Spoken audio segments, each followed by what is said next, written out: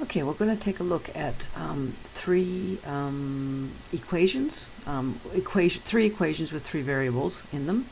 So we've got our 3D plane, where we've got an x and a y and a z axis, so we're working in 3D dimensions, and we know that when we graph in 3D with three variables, we get not a line anymore, we get a plane. And so we've got this green plane that represents the 3x minus 2y plus 2z is equal to -2. And right at this point, the equations are irrelevant. But we've got this plane, and we're going to take a second equation with three variables and have it cut through that. So we've got the purple and green cutting through each other. And then we're going to have a third one, just to add complication. And so now we've got all three planes intersecting through each other at various positions along the x, y, and z plane, axis. Okay?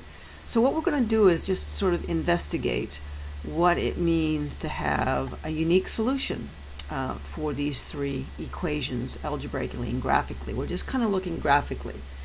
So if I click these off and I just do two at a time, okay, so we've got the purple and the green plane crossing through each other. Okay, don't worry about this gray because that's just the trying to show the xy plane.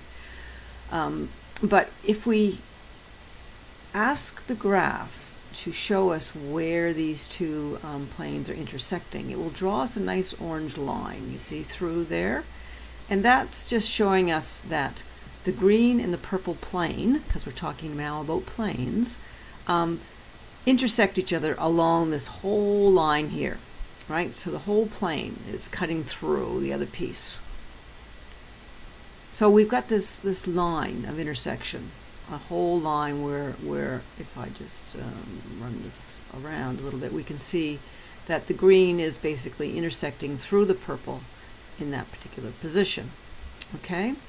Now let's click that off, the green one, and let's show the orange plane. Okay, so we've identified where the green and the purple cut through. Where does the orange and the purple cut through? So we're going to ask, if we take a look, we can see where they cut through.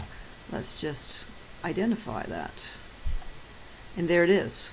So there's the plane through which the line through which the planes intersect each other. And you can see what's starting to happen here.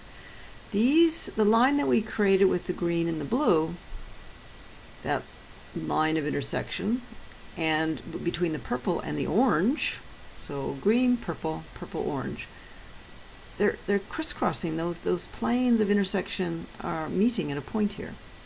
And if we go further, click off the purple and we click on the green, you can see that we've now got green and orange, and we want to find out where those intersect each other, and we can see where they do. So let's just get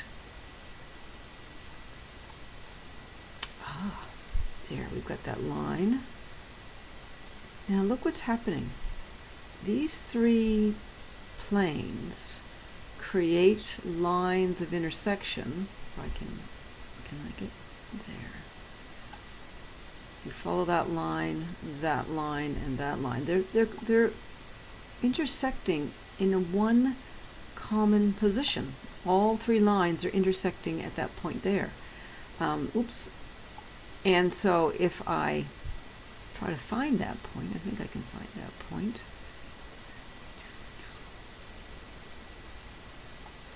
There it is. So there's a single point of intersection between, that makes me dizzy, between those three planes. Oh, we've got one off now. But those three planes are now intersecting. These lines that are being drawn as the planes intersect through a line, it's sort of through the entire thing. They're coming together at a single point. Now that's a unique solution. That is a single point of x, y, and z that is common to all three planes. That's a unique solution. So that's graphically what we mean by a unique solution. All three planes are intersecting at a single common point.